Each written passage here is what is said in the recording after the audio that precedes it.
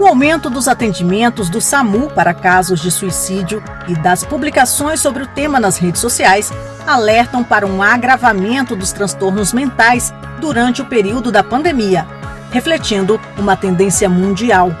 Em resposta, a Organização das Nações Unidas tem pedido mais investimentos em saúde mental em todo o mundo. No Brasil, anualmente, a campanha do Setembro Amarelo promove a prevenção ao suicídio.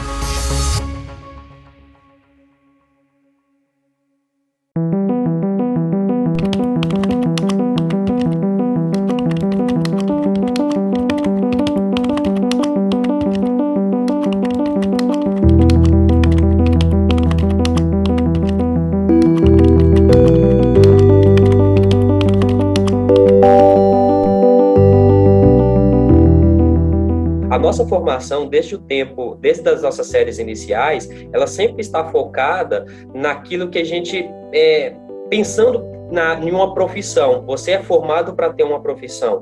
O grande problema é que não se prepara esse indivíduo para ele começar a lidar com seus próprios problemas, ele dá conta de lidar com esses problemas. Então, nós crescemos indivíduos extremamente disfuncionais porque a gente não tem controle da nossa mente, a gente não sabe controlar uma ansiedade. Ao contrário, esse tipo de educação, ela faz com que as pessoas fiquem muito mais ansiosas. E tem ampliado muito, e a pandemia tem potencializado um pouco. Eu só não sei mensurar o quantitativo. Se aumentou 1%, 10%, eu não sei mensurar isso, né? Mas os fatores do medo, da contaminação, o fator do isolamento, tudo isso acaba potencializando, né? O fator do desemprego, da falta de perspectiva, né? Tudo isso acaba potencializando de ansiedade e também de depressão. Isso acaba agravando a questão da saúde mental, isso acaba catalisando, muitas vezes, infelizmente, pensamentos suicidas, pensamentos de automutilação, pessoas que perdem a alegria de viver, perdem a razão de viver e não tem para quem pedir ajuda. A gente aumentou muito o atendimento nesses casos. E a gente percebe também que as nossas viaturas, tanto as unidades básicas quanto as outras unidades do DF inteiro, têm atendido muitos casos de ansiedade no local, de pessoas que acabam confundindo, achando que estão com sintomas de Covid-19, por conta da falta de ar e de tudo que caracteriza, e na verdade são crises de ansiedade.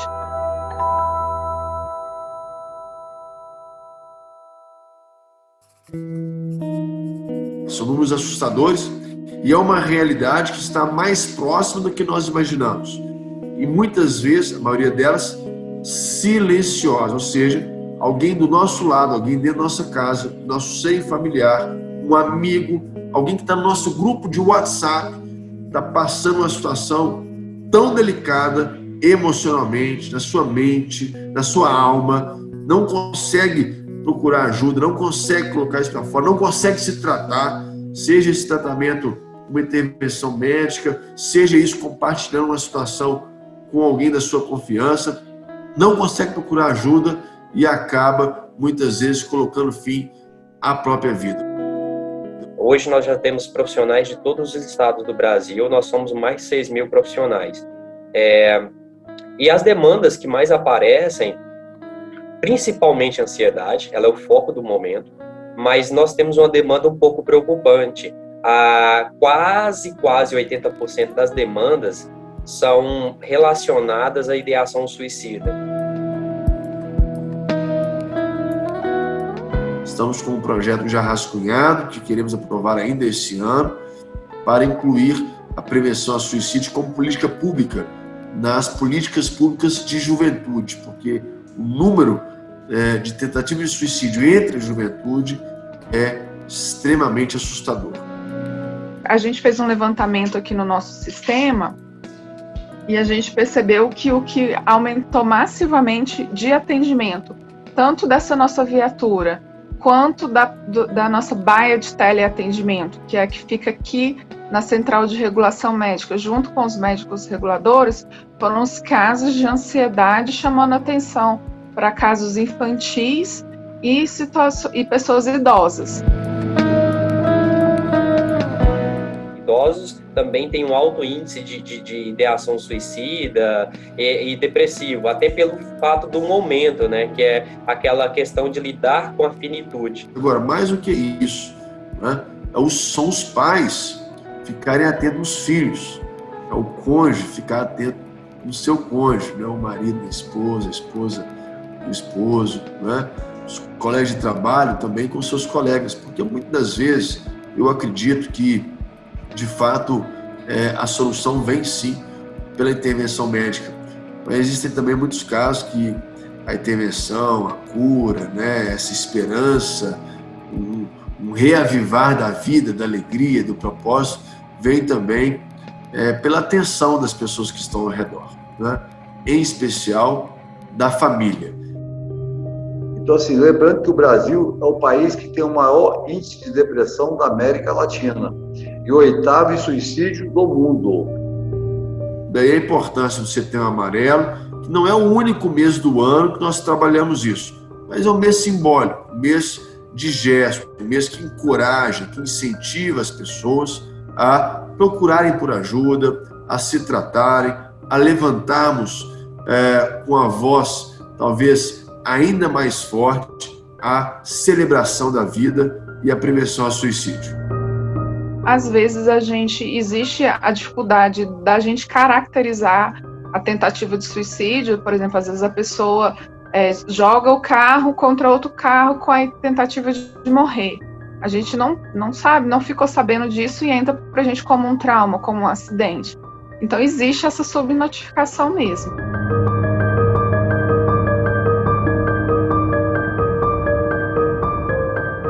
A saúde mental, ela não é vista no Sistema Único de Saúde, principalmente na ação básica, nas prefeituras, como uma ação prioritária. E a gente fala isso porque, se você observar, parte das doenças, devido à ansiedade, elas são somatizadas, né? O paciente ansioso, ele pode ter formigamento nas mãos, ele pode ter enxaqueca, ele pode ter diarreia, ele pode ter enjoo, vômito, né?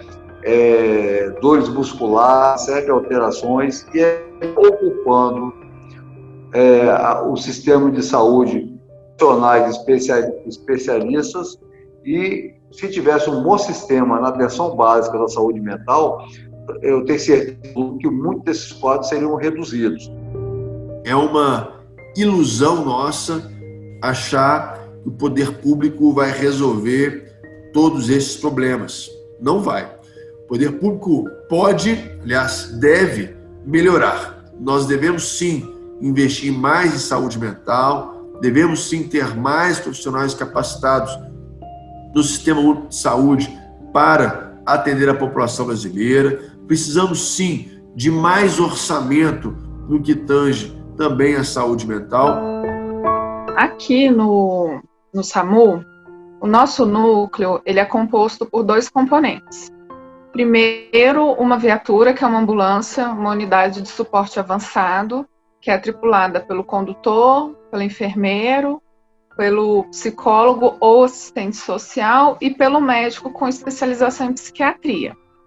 Nós temos uma viatura para o DF inteiro, uma viatura especializada em saúde mental. E as nossas outras viaturas também fazem esses atendimentos.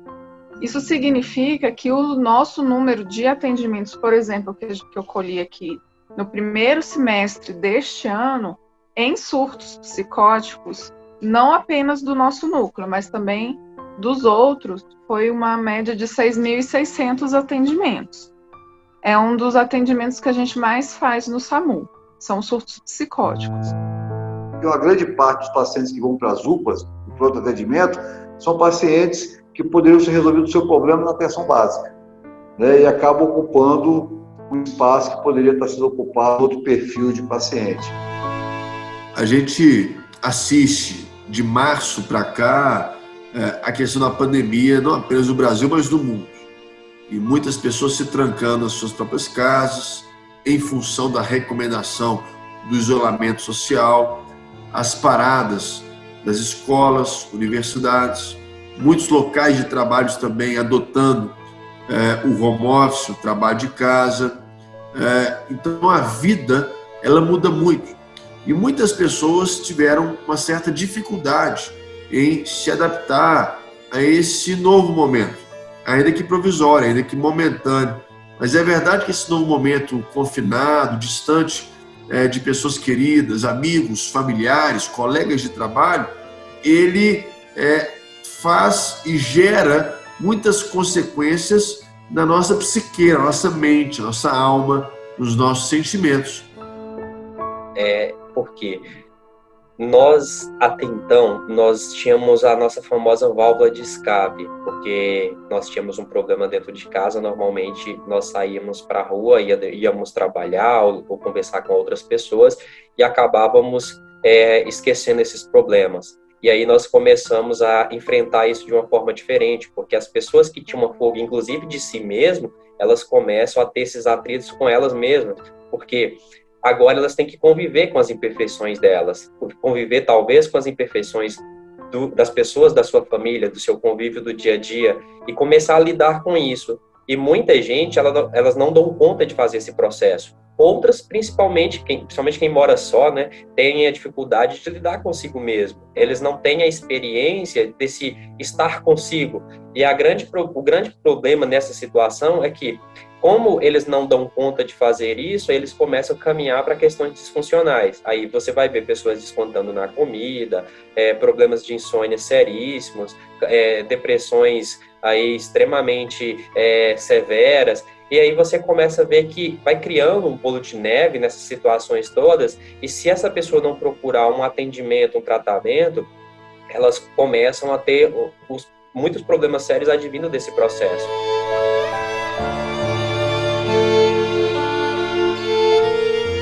E a depressão também é algo que é difícil de reconhecer, né? Não é todo mundo que fala assim, não, eu estou deprimido, eu estou ruim, eu preciso de ajuda.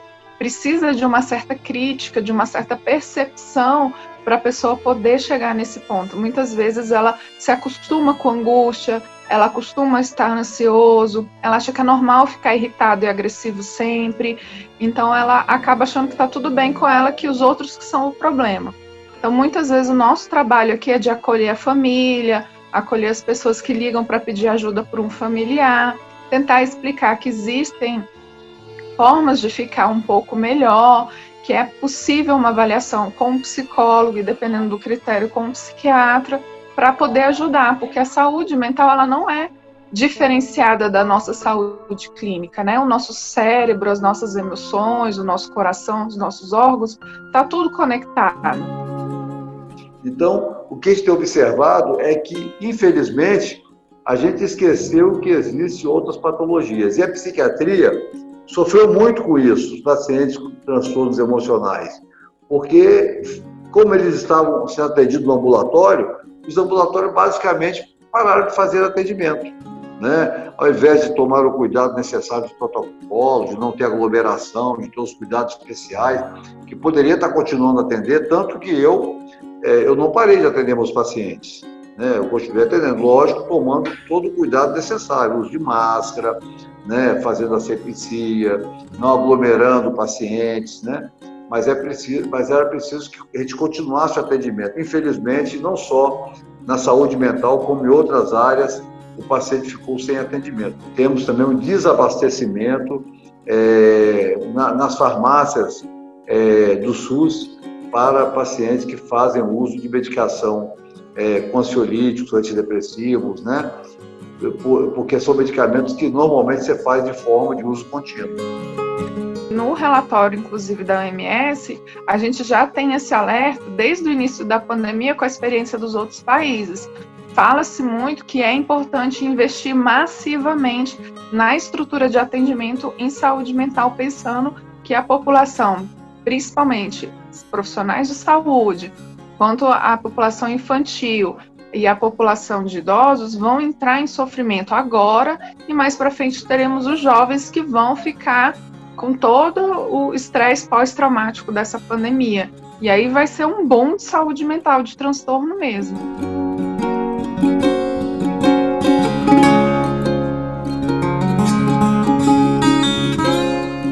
A Frente Parlamentar de Prevenção ao Suicídio, um dos seus grandes objetivos, e eu tenho a responsabilidade de presidir essa frente relevantíssima, é exatamente a celebração da vida e promovermos a ajuda, incentivando as pessoas, encorajando as pessoas a procurarem por ajuda de especialistas de saúde mental.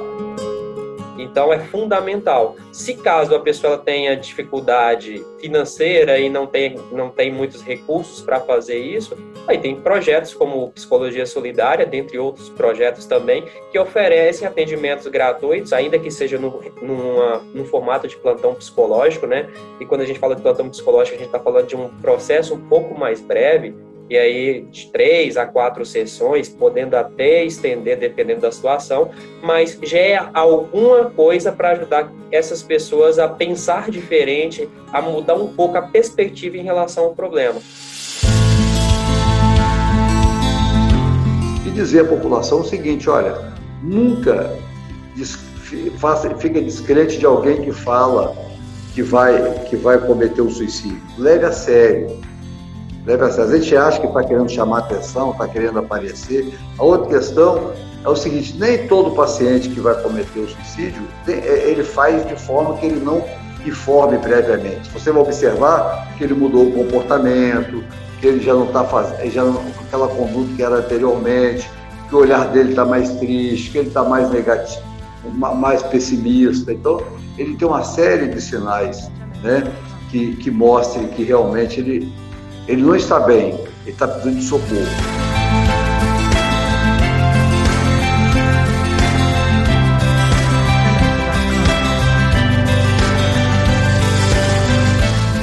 Nós temos no Brasil já há alguns anos o CVV, dentre tantos outros institutos que fazem trabalho belíssimo. Mas o CVV, da onde você estiver, você pode discar 188. Alguém voluntário vai atender a sua ligação, vai te ajudar, vai conversar com você, vai, de alguma forma, trazer alento, trazer esperança, trazer um propósito novo, uma conversa nova para a sua vida.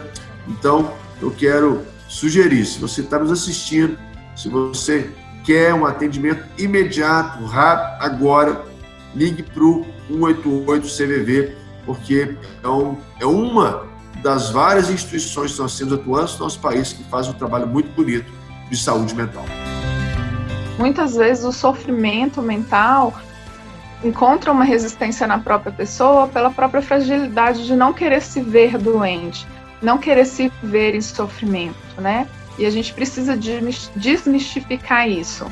Muitas vezes a gente esquece que o nosso bem-estar, ele é físico e ele é mental, e isso tem que andar junto. Então, se você está angustiado, se você teve uma perda de uma pessoa, se você se sente muito ansioso e não sabe o que fazer com isso, você precisa buscar algum tipo de ajuda, algum tipo de acolhimento, algum tipo de escuta, né?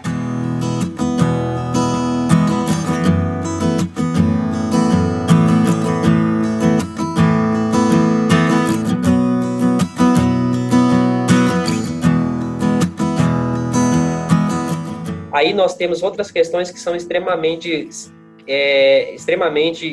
importantes levar em conta nesse processo, porque não é um processo só da perda, mas é um processo também, principalmente quem tem família religiosa, é um processo um pouco complicado, porque aí começa a falar que é falta de Deus, entre outras questões, que na verdade, se a gente parar para observar, Deus não tem nada a ver com isso, né? Às vezes, é o que a pessoa conseguiu fazer naquele momento, é o que ela dava conta. Por isso que é importante a ajuda psicológica, porque vai ajudar essa pessoa a encontrar novas alternativas, vai ajudar essa pessoa a criar novos repertórios. Então, é sempre necessário que se procure ajuda. Se você não está bem, se você está sentindo mal, se você não está dando conta de lidar com suas emoções ou com seus pensamentos, procurar ajuda profissional é fundamental, para que não chegue a algo mais sério, né?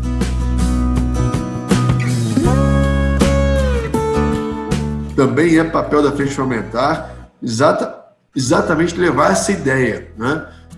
De que todos nós, independente da nossa formação, independente da nossa religião, independente de onde estamos, todos nós podemos abraçar alguém, podemos olhar no olho de alguém, podemos falar algo positivo de alguém, e isso é muito simples, mas também é extremamente poderoso.